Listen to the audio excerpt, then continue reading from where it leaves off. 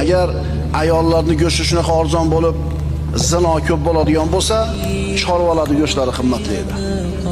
Agar odamlarning orasida hayo suvi ko'tarilsa, odamlarning yuzidan hayo suvi ko'tarilsa, ular uchun samo suvi kamayib ketadi. Bu qonun. Bu qonun. Shuning uchun haqiqiy ulug'vorlik nimada? Ana shu haqda turgan, sobit turgan ozchilik bilan birga bo'lishlikda.